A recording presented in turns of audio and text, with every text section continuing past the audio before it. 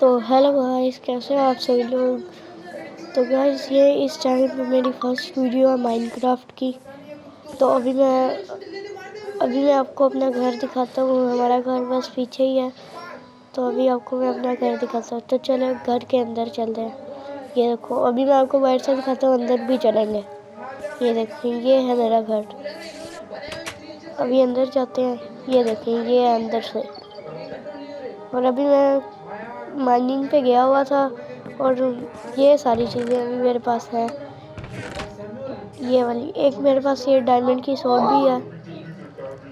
ये डायमंड की स्वॉर्ड भी है। 1 मिनट इसको लेते हैं। ये देखें, ये मेरे पास डायमंड की स्वॉर्ड भी है। तो गाइस, ये फर्स्ट वीडियो है मेरी इस चैनल पे माइनक्राफ्ट की। तो आपने मुझे सब्सक्राइब कर लेना है। और अभी आज के ये फर्स्ट वीडियो तो अभी के लिए इतना ही। बाकी आपको अगली वीडियो में मिलते हैं। अल्लाह हाफिज़।